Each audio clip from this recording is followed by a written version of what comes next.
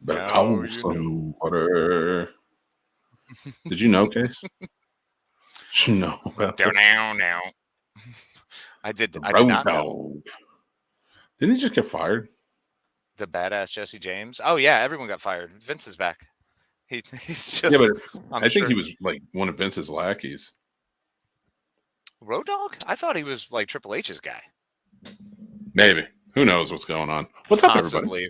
Hi, everybody. What we do know is we have something very exciting for you. An opportunity in one of our favorite stores, a place that we've discussed ad nauseum, and we will continue because we are collectors and we love our collectibles. So please head on down to Entertainment Earth, where they have a bevy of random collectibles. You could get some of your favorite Funkos, some wonderful statuettes, all sorts of random different assortments. Is that a Minecraft sword I see? It's fantastic. Yeah. You're talking plushies, you're talking dolls, you're talking everything you can imagine. Mick is a huge fan. It is one of his massive things in life to collect. He must have them come to him. He has brought them, and through Entertainment Earth, he's able to gain all of his favorite action figures, and you can too. So make sure to check on over to Entertainment Earth. Click the link down below, and support them the way we support you. I'm so glad, Casey, that you took the lead on this, because now I'm just looking at stuff. I want this Batman.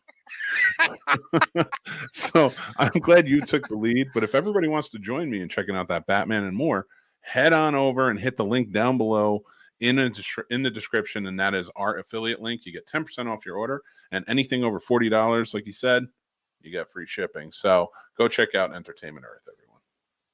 But we are here for a higher purpose.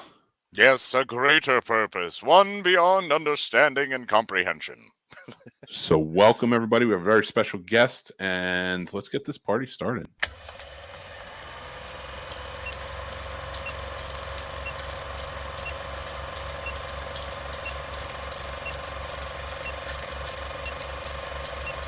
Welcome to the Scene Snobs Podcast.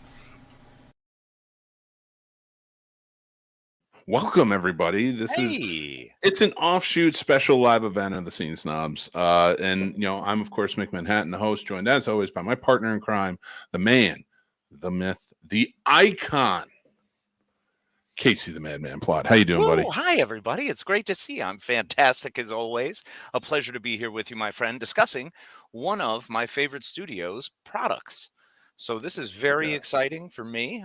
We don't do a lot of recap shows, so it's pretty rad that you decided to throw it out. I actually had it in my mind, and you texted, and I was like, well, let's do this thing.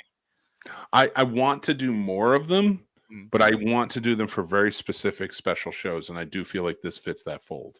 I would agree with that. This one is a special show. If you're not familiar with The Last of Us, we do actually have a special guest on who's going to help us get into the delving and discussing. So right before we get into the full rundown, what do you say we bring him on? All right, everybody. This is AJ Coppola from the Nerds Doing Nerd Things podcast. What's up, AJ? Oh, he's got the championship. I heard you guys talking about it, so I got it. But you won't hold it for much long, brother. You're out. I was going to do the Macho Man right there for a second. But we're excited to have you back, AJ. I think you were on last time, but I think, Casey, you weren't there. No, he wasn't feeling good. That does happen. That's right, yes. And AJ filled in. So we appreciate you coming back on to talk to us about The Last of Us television series. Now, before we get started, I want to put out the disclaimer to everyone. I know nothing about the Last of Us universe. I'm glad I'm sitting here with two guys who do. I've never played the video games. I've seen them, of course. I've kind of had an idea. I've always thought it was a zombie show. I'm learning so much more just in these first two episodes. But I really wanted to jump into the series. Casey raves about it. I've seen a lot of talk online and such. So I wanted to jump into it. But I am still going in fresh. Casey really hasn't told me anything. So it's nice, but I wanted to do this, recap the first two episodes and kind of do it going forward and learn more from you guys and just be able to talk about a really awesome new show. And it was a good pick-me-up type of show to watch after watching Tennant's last Doctor Who episode. So, yeah, I needed this. I needed these episodes to cheer me up. Yeah, that one can definitely be harsh. I completely understand that. The Tenet stuff is always brutal when you get to the end of his run. One of the things that I'm excited to have a discussion with AJ, being someone who is a fan of this, a video game guy, that we can have that discussion about. I am personally a big fan of Naughty Dog Studios, who actually put together the Last of Us video game. They also did the Uncharted series, which I speak ad nauseum about because it's the greatest video game ever made. That entire series is fantastic. I'd fight you on that. Fair Just enough. a tad. I have some gloves. Let's do work. But We'll save that one for Geeked Out. Right, exactly. This one I absolutely love, though, because this one was a beautiful story that was done very well, was paced very well. Everything that Naughty Dog did right in Uncharted, they got better in The Last of Us. Yes. I think that's viable. Everyone will agree with that. So what's your take on it thus far? We are 2 episodes in. And as someone who have you played the games? Oh, I've platinumed them. Oh, that's dope. Of course you have. I just,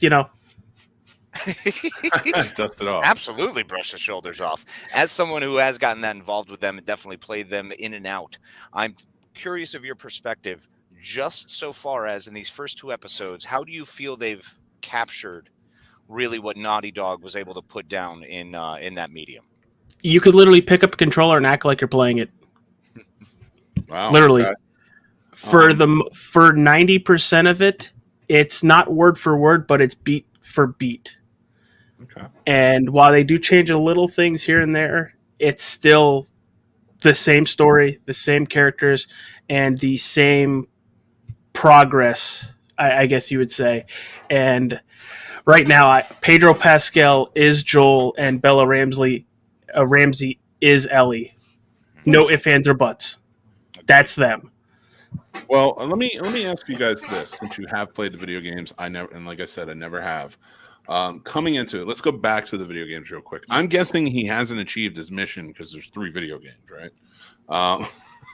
So I'm just wondering. There's 2 in a DLC. 2, I thought there was 3. Yeah, there's 2 in the DLC, and then within the 2, you'll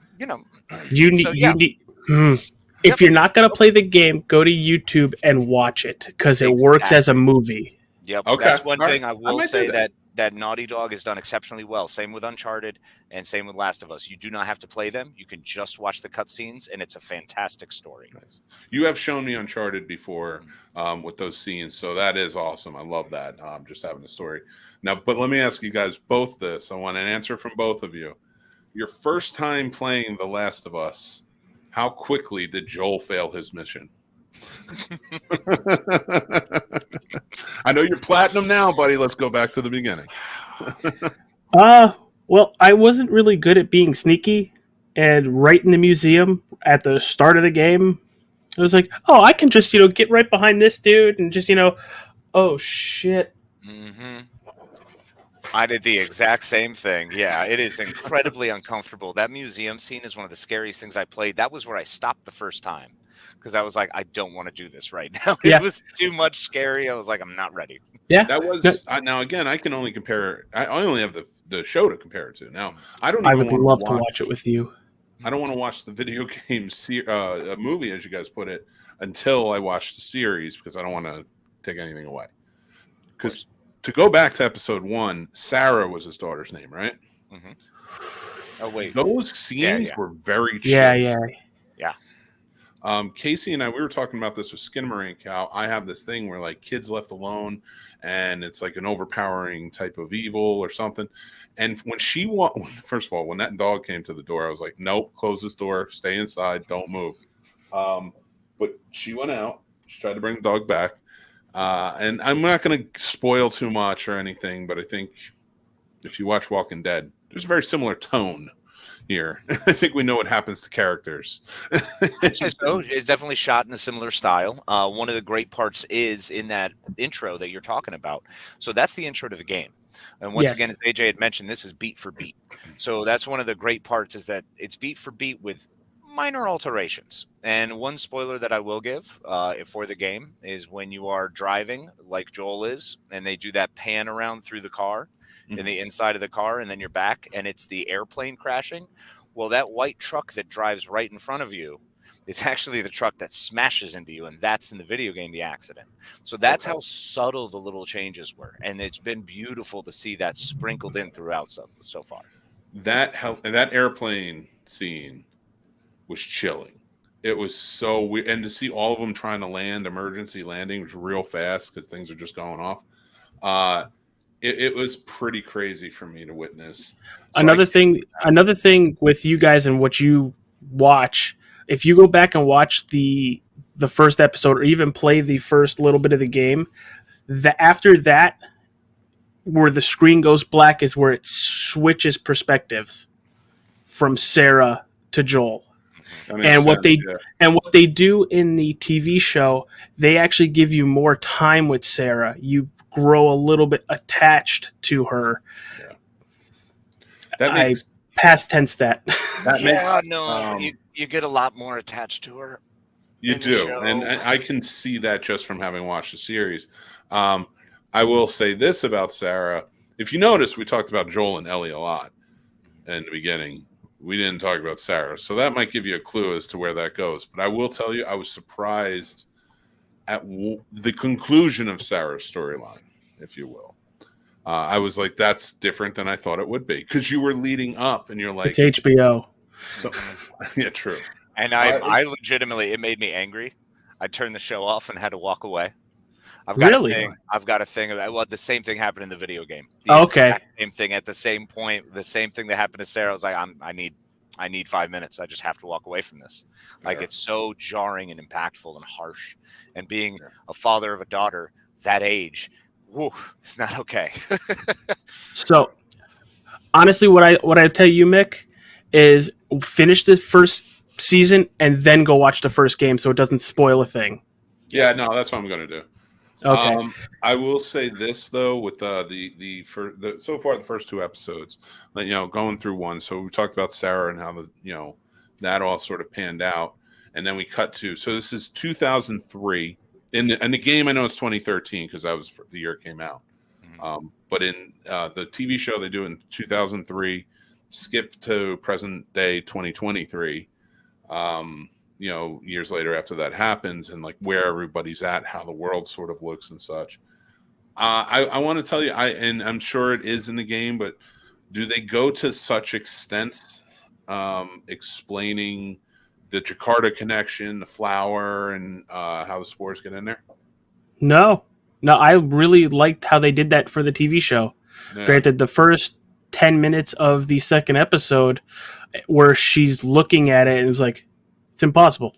This doesn't grow in humans. And then, the conversation on what they should do kind of had me choked up, because even though she's like, this sucks, it has to be done.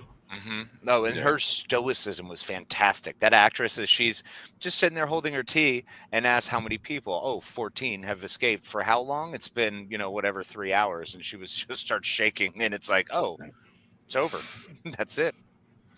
And then she delivers a beautiful. You got a bomb. Yeah, I loved that aspect. That was episode 2, and bringing that in. I didn't know how it connected to the game, but for me, for the show to have that backstory, especially the doctors in 1968 talking, that was awesome. Yeah, and like you had this whole, and it was John Hannah who played the doctor. We lose. Yeah, from the Mummy movie. I just got goosebumps from that. John Hannah, it was so great seeing him again. I cheered when I saw him, and then also realized how old he is. Yeah, I was looking for Brendan Fraser in the audience. Right? Yeah, right. He dressed up as Rick O'Connell. So getting into that and like the explanation with the spores, which I thought was really cool. How close is it? I know Kathleen here says that it's in the game, it's airborne. Mm-hmm. This is through food, anything that was made with that flour, which I've come to find out that Jakarta is like the #1 export of flour worldwide. Yeah. Crazy. So now you're thinking like, what is in our food? Like, what is happening? But I love all the subtleties from the first opening moments to by the time it changes. Like, he's on Atkins. They couldn't make the pancakes because we didn't get it. They didn't eat the cake. You look at the neighbors and he's feeding her the biscuits. She turned down just to explain that side of it, that they didn't eat anything with flour. Like, I really enjoyed that. Yeah, that little subtlety that they just kind of wove in there was absolutely fantastic. I And love then the little hints. Neil Druckmann says we kind of left you some breadcrumbs. Which was awesome. Neil I love Druckmann, it. who was the writer for Naughty Dog, who wrote the original video And game. he directed the second episode. Did he? Yes.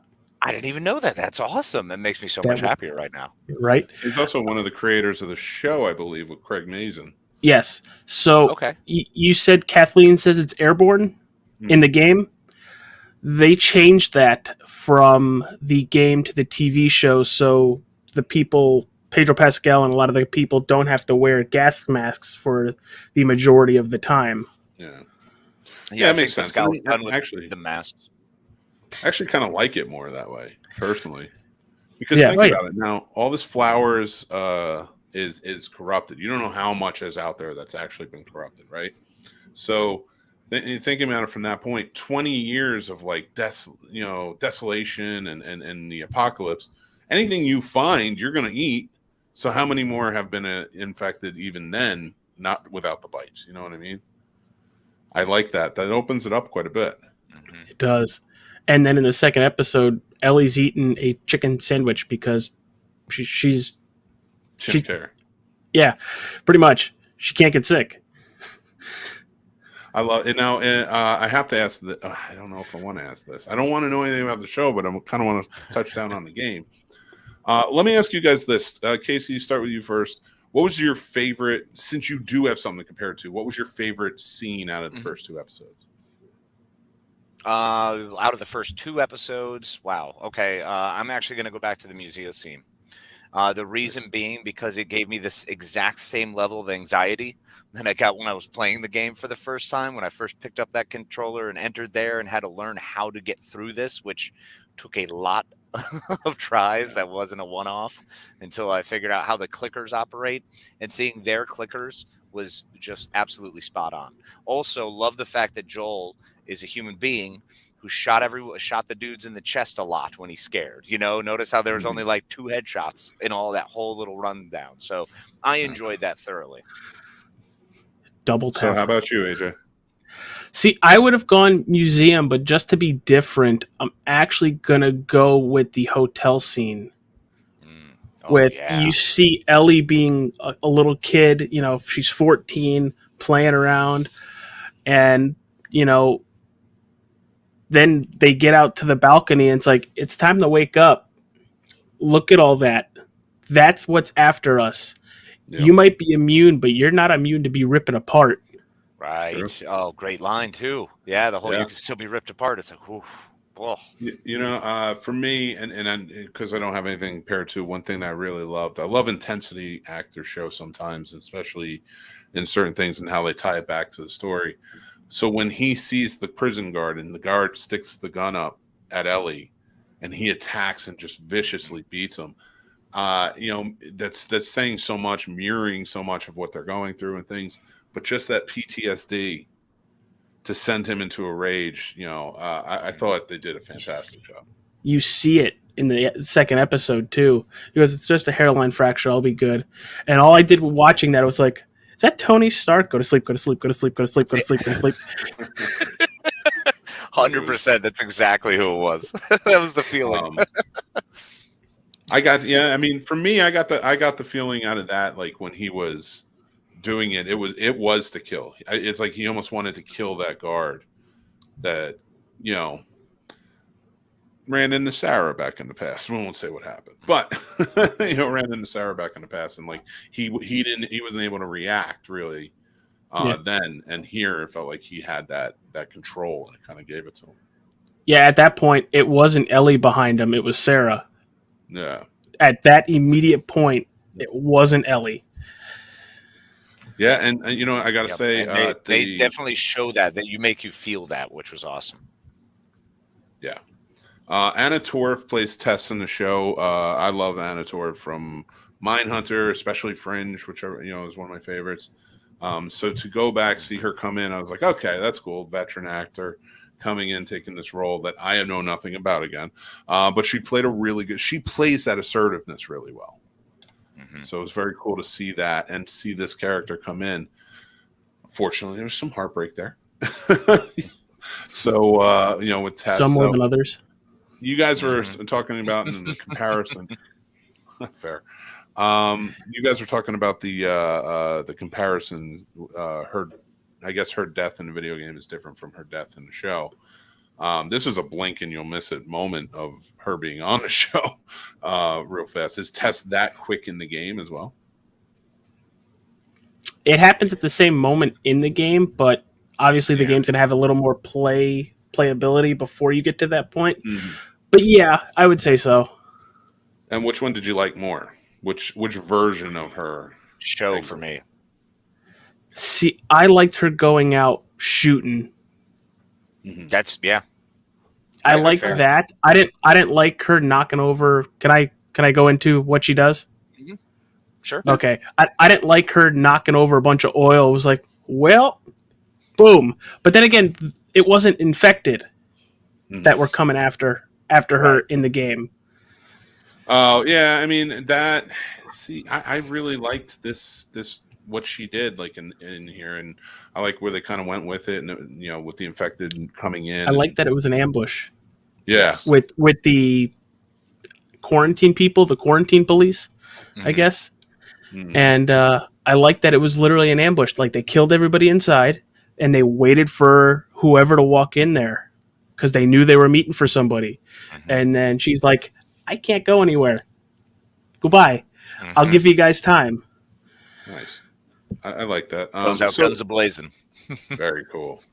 And so it's a good character. I liked her in this. I liked where they were going with it. I liked her as a companion along with it. And part of me keeps saying before they're gone, like I almost know because I've always seen the commercials for it and such. It's just the two of them. So when I watch this, I'm like, well, maybe Sarah 20 years from now is married and has some kids, and they just had a falling out somewhere. Yeah. Oh, that'd be a really sweet thought. And then I was thinking, like, oh, maybe Tess just has to go off on a side mission and she'll be fine. You know what's going to happen. I've seen it before in these apocalyptic shows, but this thing that I find different compared to like a Walking Dead or other shows like that is. I don't know. There's this sort of weird or gravitas to it. Like you're watching it, and yes, it's scary. Yes, but it's also kind of uplifts you more than I see in those other ones. It doesn't feel dread all the time. And it's like that in the game too. There's these heavy, intense moments that are actually very short portions of the game. Mm-hmm. Most of the game is traveling and looking at this beautiful world. Like there was a glimpse in, you'll miss it moment with a little giraffe underneath a car. And I was like, are they actually going to do that? And then they did not end up doing that. But the game is literally like you have these intense moments followed by these long periods of blissfulness, quiet, story building. Mm-hmm. Yeah, it's beautiful because of what they're doing along the game, the whole route. Every time they're world building while also giving you hope. Like, that's a really big thing. There's a huge message of hope. Like Ellie, I see a lot of butterflies. Hope, exactly. Yep. So that's something they've done really well, and I think transferring over to the TV show is keeping it relatively light. Considering the source material, there's heaviness to it. There's a great deal of intensity. We've only getting started here, but.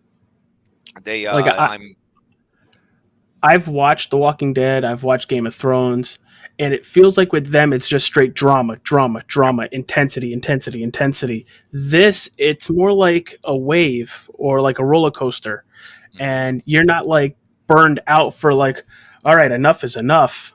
Come on.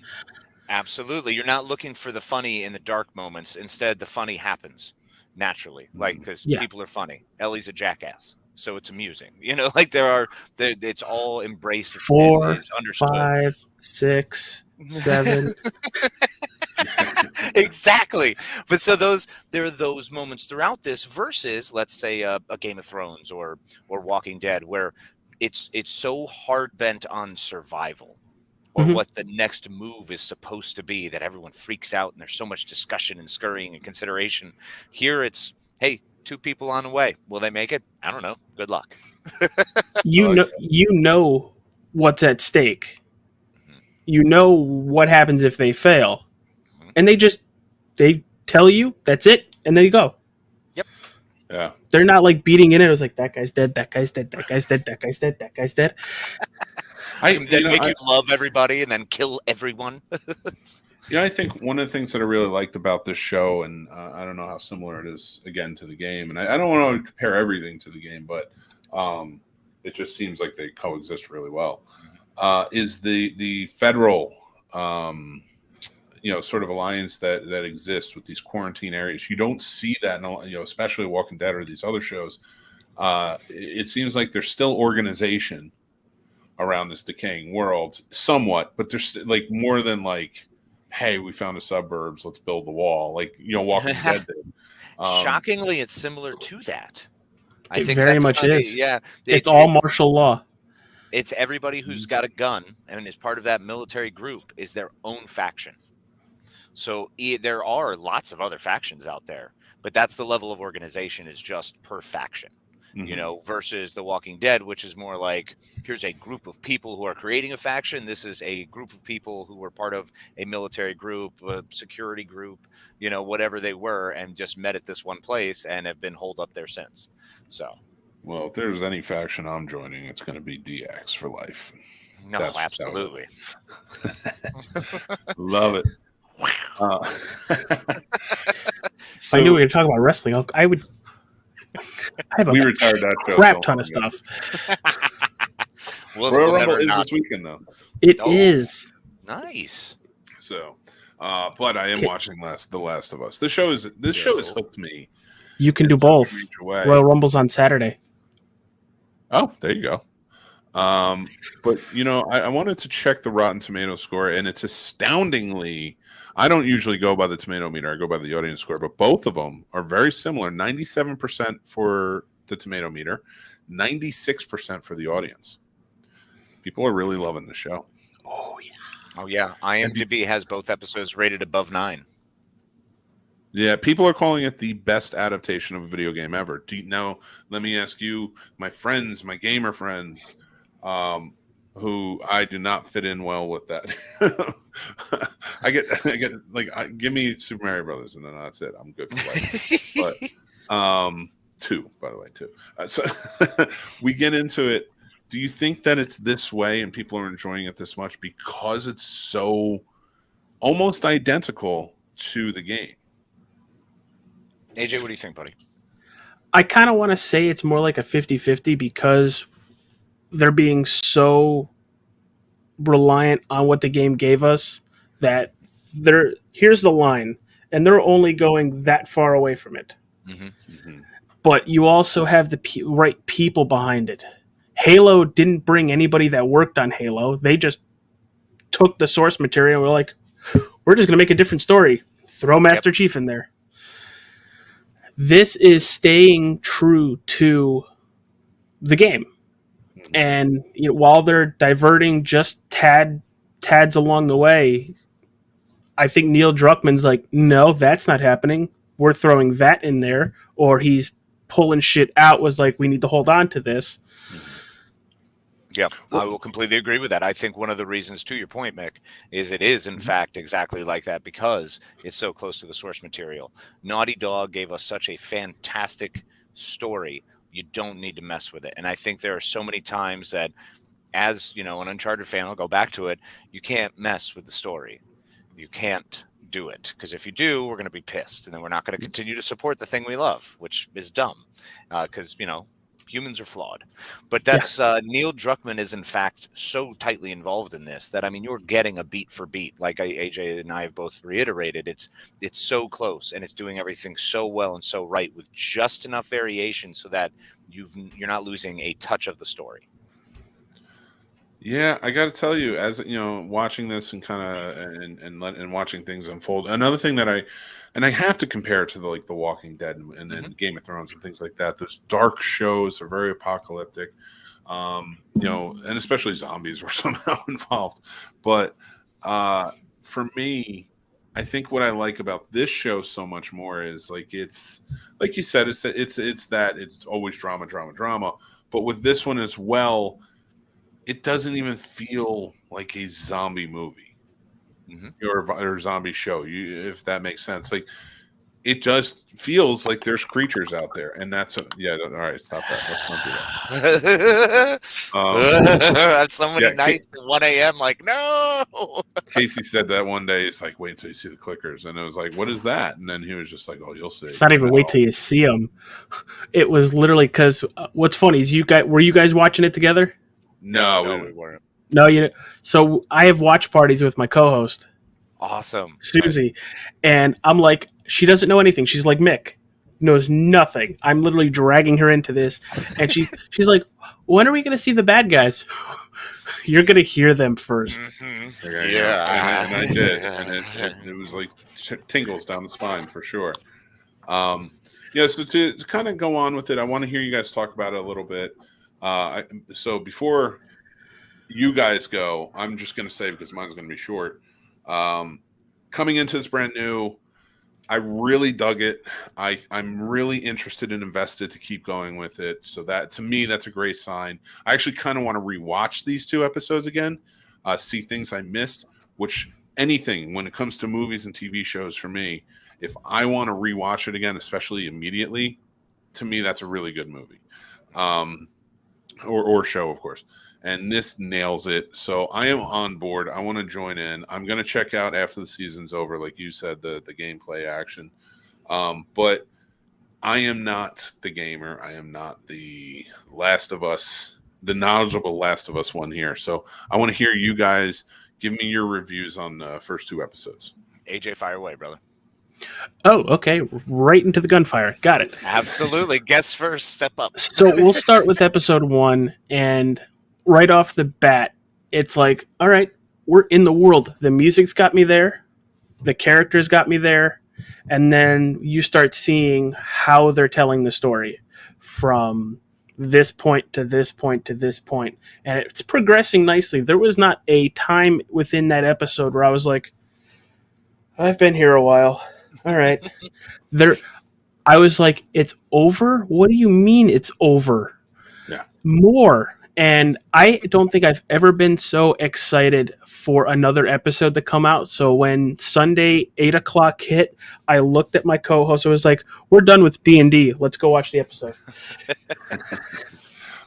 Now, before you go, Casey, and because we'll probably be more signing out after, but where exactly are you from, AJ, again?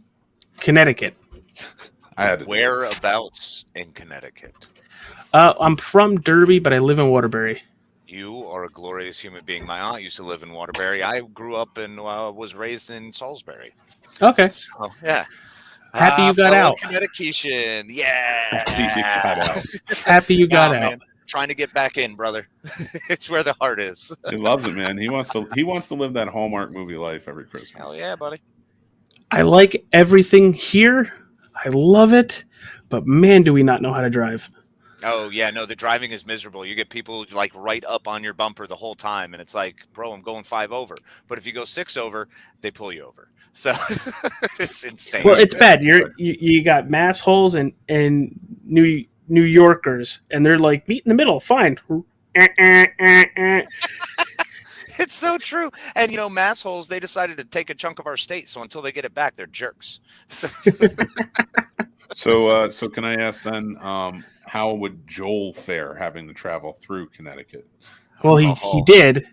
Yeah. Because he mentions Hartford in the game. He does. He'd be like, why is this a freaking armpit of a state? Oh, this is what 95 looks like. Yep. Armpits up there. I'll take it. There's 2 chunks of an armpit, my friend. So you got a north and a south, all right? Connecticut, New Jersey. Let's just be honest, all right? We got this. We're the bottom hair. I love it. That's why At least go we have a together. muscle attached to our arm. All right. We're no longer are we saying Mick and Casey or peanut butter and jelly. Yeah. We're now saying top hair, bottom hair. Top hair, how we bottom hair, work. baby. Casey and Mick. How it works. Oh, Bringing wow. it to Oh, you, that Rob. hurt. Oh, that hurt. But I am anxious because Casey, you're the one that was really like give the show a try. What's your review, man? So my review, in episode 1, they did a fantastic job in taking me in and along a journey. I was sold on this story within the first 10 minutes, and that was not having been a fan. That was what I saw on screen from these actors. Pedro Pascal absolutely locked me in. He's so fantastic, of course. So it's easy money to bet that he's going to do well. It was seeing what everyone else brought to the table, how they embody these characters, and how the pacing of the story was, because it starts off in that first 5 minutes. You think this is going to take a while to transpire. Maybe they're going to, kind of stretch this part out, and we're not going to get to where I think I'm going to get, because none of that Sarah stuff happens. But once the moment they got into, them bursting onto the lawn, having to grab her out and like get her in the truck, and they take off and start racing out of the city, I was in. There was no looking back. And in fact, I was bummed when the show ended, because I honestly thought I'd hit pause. And I was like, wait, did I screw up? And then I saw credits, and I cried a little bit. Honey, turn the internet back on. Yeah. Yeah, I know, right? Wi-Fi's off. What happened? So, yeah. Yeah, I love that. So it was so good. Episode 2 locked me in, because me personally, I normally like to try to save up stuff like this and then just binge it, because I want to watch it all and I don't want anything to get in my way of stopping. So it was hard to have to say no. It's now officially a drug. I'm addicted. I am super excited. Episode 2 did everything super well. They got into different characters super well. This is showing. They did really well all along. You got to get that on me. So all the way through, they pulled everyone through. They brought characters to life that I didn't know how it was going to be done, how it would look. And now what it's done, these first 2 episodes have convinced me that everyone else who has screwed up any of our favorite IPs and franchises, we see why. We can absolutely see why. We always knew it was because they didn't bring in the creative people, or maybe they, didn't bring anyone from the franchise like in Halo. Hopefully, this paves the way so we actually finally get some of the much, much better stories that are out there from video games into these shows, because it's proving it can be done, and it is only doing better each episode. So I am super excited. So my review is episode 1 and 2 are the perfect introduction into a world that I think everyone should experience. Even if they've already experienced Walking Dead and all these other shows, the story is different. It has different beats. It has a different mentality. There is a different hope, even. Similar tropes, but not the same. And I think that's the key, is they didn't do anything the same. It's what I love about the story, is it's not the same. It's all off by a 4% variance. So I'm really excited to see how it continues on, and super stoked to see what they do building this up. I love that point too, and I want to expand on that for somebody who walked away from The Walking Dead because they were so miserable. And they bring you down. They really do. Yeah. Like, they're so miserable. It brings you down when you watch it. Season 5, man, the longest trudge. Yeah. Oh, that's for sure. But when I was watching both these episodes, and I had those same feelings right from the beginning, I didn't have it with these. I don't know what it is. Maybe I don't really don't know. I have to decipher that as I watch this. But like, I didn't have that same like vibe. That dread. Constantly, that real dread, sense of absolute dread in my esophagus that just wants to jump up. It was not there for this. It wasn't like a full. You feel like crap watching it the whole time. No. There were parts of it like, did they just do that to that kid? Yeah, like, and then there's a few parts where you chuckle because you're like, no, yeah, it was great. Oh yeah.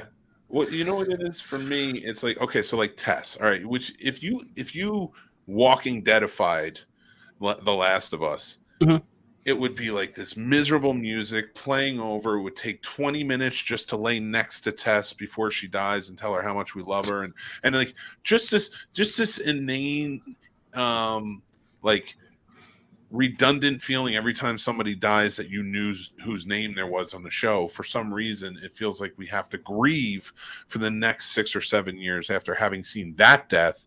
And they do the same thing to you over and over and over and over again. Yep. Now I've gotten that out of the way, and now I walked away. When Tess died, I'm like, all right, she did the right thing. She got bit and she took him out. I didn't feel like it was quick, and I didn't feel like they didn't give me time to be like, okay, Sarah McLachlan's playing in the background, everybody's crying, so let me cry too. And they didn't slow-mo it for 25 minutes as you watch something progressively happening, and it's like, oh no, they're gonna get him. You notice on The Walking Dead that every character had a death like that.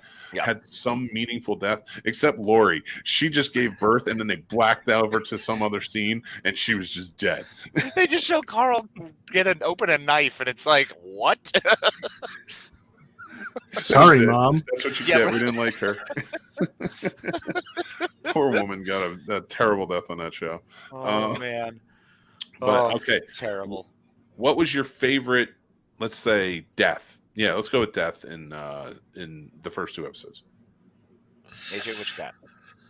Mine's going to be really dark. Mm-hmm. And it was to set the mood for the quarantine zone. Because I mentioned the little kid. Yes. Who just stumbles upon the QZ. And just to set the mood on how these guys aren't effing around, they're like, they strap him up into the wheelchair and then they test him. And she's all like, we're going to go get you nice things. Euthanization. Yep. That was a great one. Oh, it was a good death. What a good call. Let's see. Great death that I really liked. Gosh, that's right up there. But I'm not going to lie. I'm actually going to say Tess. I enjoyed it because she went out with a bang. So I was a big fan of that. Yeah, and you know what? As frustrating as I was so pissed when I'm like, really, you can't light it now? Really? I know. Come on. I was like, honestly, there's part of me was like, just kill her. Just kill her. If she's so inept she can't use the lighter she owns, just kill her. Like, what are we doing here, folks? What's the deal with Naughty Dog and that stuff? Because it happened in the Tom Holland Uncharted movie too. Just couldn't light the son of a gun. It's because my God, so upsetting. No flints exist in the future, I guess. Clearly. I will say my favorite death in this, and just from a standpoint of like how it made me feel, was Sarah's. It was so heartbreaking, and you got so attached to her in this first like 30 minutes that when it happened, and when I say favorite, I'm not like, I'm not like, he called me and he's like, I watched it again. It was great. I watched it. I called him up. I'm like, the real hero is that guy who's in the army. When you see the light leave her eyes, it's great every time. Jakata, are you kidding me, right? That was so terrible. Oh man. Oh, come on, that was fun. Okay. Yeah, so it was when she died, and knowing that and that perspective change, like you guys said, it was a very cool instance, and I really enjoyed it. So, yeah, a lot going on there. Well, we've got 2 people who enjoyed children death on this panel. So. No, I didn't. Okay. I know. I realized I said it was my favorite. Shit, I was one of those. At least yours wasn't as brutal. At least mine was like true. Okay, yeah. This dude is like, AJ's down here like, needle in the neck much. Yeah, but I mean, it wasn't as sinister. It was a medical procedure. For all we know, it was painless. Yeah, we didn't see him foam up at the mouth or anything, or like convulse. So I mean, it couldn't have been too bad. They care so much about these kids that they're like, okay, we'll inject you with this. And meanwhile, outside, there's bullet holes in everybody's head just on the street. Yeah, well, because adults are idiots.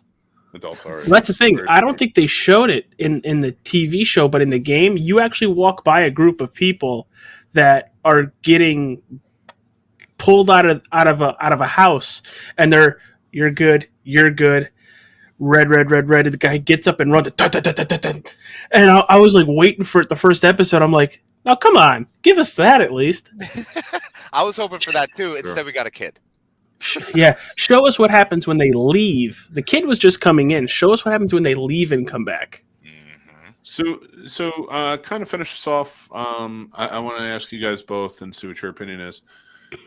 Based on the video game and having completed it, and you know where the story ends, how many seasons would you say you would effectively need for this show? Yeah, I'm gonna agree with that. Two Two? would be ideal, and then There's two games, and the way they're going, it's going to fit perfectly with the 2 seasons. Yep. I'm just more worried about who they're going to cast for Abby. Listen, in filmmaking, this is 7. Okay, this is 2. Well, we don't know that. All right. I'm sorry. The James Cameron 7. 7. I was only going to do 2 Avatar. Oh, this means 7. Listen, any of my camera operators out there know what I'm talking about. All right. I love it. If you had to give a rating to it, 1 to 5, what would you give, AJ? If we're just sticking with plain numbers, probably a 5. But if I'm going to drop it down, probably a 4.8. Okay. Nice. Episode 1 gets a 4.5. Episode 2 gets a 4.6. And I think by the time we reach the end, it'll finally create a 5 if they maintain. I'm going to give it a 4.7 for both combined because they are making me want to watch them again. Not one episode and then maybe later. I want to watch it like a movie. Oh, yeah. I will watch this whole story. Once it's done, I will restart. And I will probably do what I did with Game of Thrones for all those years, where I'll watch every episode. And then before the last episode, I'll binge the series, watch the last episode, and then rewatch it all as one unit. I can vouch that he is the madman. Before House of the Dragon came out, I watched Game of Thrones for the first time, and it took me just under a month. Oh, my giddy aunt. Damn. Yeah, 1 month pretty much covered like every season for me. And I've got nothing to do. Twice. No, twice. All the camera operators are like, what? Well, don't do that.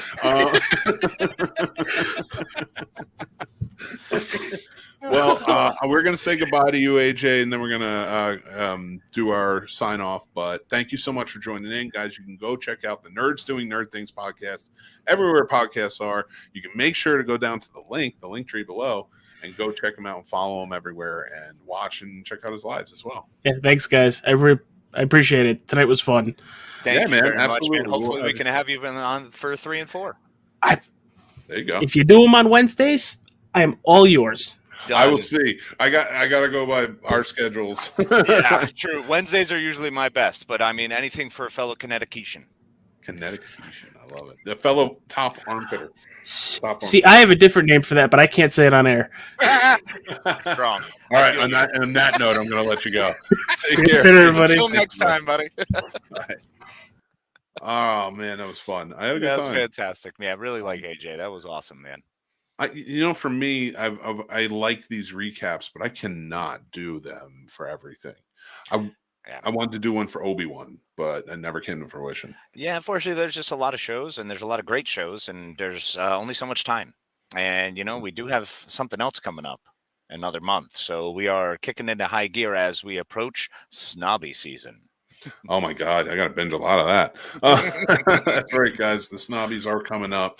That is our awards show for celebrating independent podcasters. If you guys want to go and submit your podcast, email the name of your podcast to us at thescenesnobs@gmail.com. It's in our link tree and stuff. You can go do that. And we're also looking for judges if anybody wants to sign on to judge. Yes, please. We have some fancy emails that'll be sent out that I've been working on. Yes, and I can vouch they're very good. That's why I put him in charge of them. So they would come out good. All right, guys. I want to say thank you guys so much for checking this out. We're going to do another one. If 3 and 4 come out, I don't know if you want to do one for every episode or what. I think we should watch 3 and see how we feel. If it's heavy. I kind of enjoy doing the 2 at a time. I'm not going to lie. Doing the 2 at a time, we get a chance to really have a whole lot of meat and potatoes to eat through, but here's the really cool part is you folks who are listening right now get to join us at our Discord and tell us how we're doing and what else you'd like to listen to. So one of the best things that we can get from y'all is feedback, because we're doing this to entertain you. If it's not entertaining, tell us. If it is entertaining, tell us. Either way, we want to hear from you. So please, it's always great to get your feedback. And the best way to do that is right at our Discord channel. So head on over and join the Snobs Nation Discord. Yep, everything's below, as Casey said. So go check it out. Make sure to hit the like button as you're watching. Make sure to hit subscribe to the channel. We appreciate you guys for doing it. Go check out snobsmerch.com for all our snobs and more. All our merch and more. Yeah, we've actually got individuals. All of our favorite snobs are now shrink wrapped, waiting for you in our store. That's for sure. That's for sure in the store. Ew. I want to do cheesy commercials now. Sorry. Well, you've done enough cheesy jokes. I feel like I've got to get one in here. Wait. I've got one for you. What's booby trap backwards? What? Party boob. All right. Yeah. Yeah. All right, guys, go check out that and more. And we, our Patreon and everything, it's all down below. But we're going to take off. Thank you guys for watching, and we'll talk to you guys soon. Take care. Love y'all. Take care.